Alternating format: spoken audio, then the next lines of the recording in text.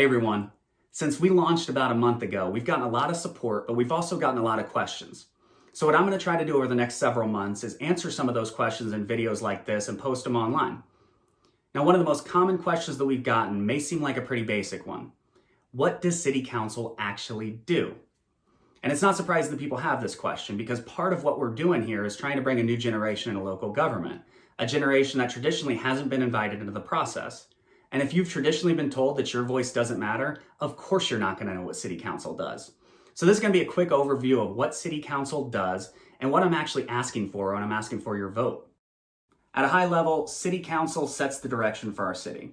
It serves a legislative function similar to what you might expect from our state or federal Congress, just at a local level. In Overland Park, our city is split into 6 districts, which we call wards.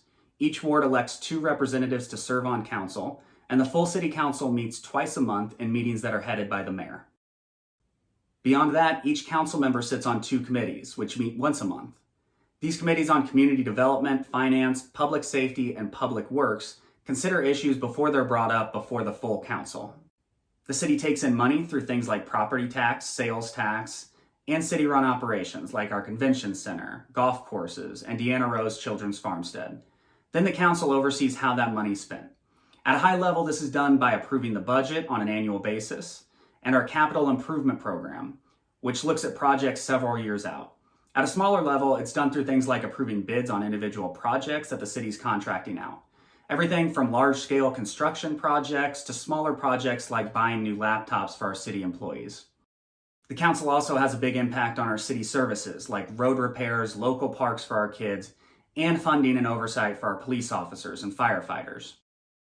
Council can affect our local economy in a direct manner through things like sales tax, incentives to keep or attract businesses, and its approval of building projects. It can also affect our local economy and businesses indirectly. For example, the best business in the world doesn't serve any value to our residents if our infrastructure doesn't allow people to get there. We can't attract businesses to relocate to our city if it develops a reputation for not working with its business partners. City Council also has responsibilities like zoning, the process of deciding what can be built and where it can be built. Now, this might seem mundane, but when it's done right, it can impact a whole lot of other items.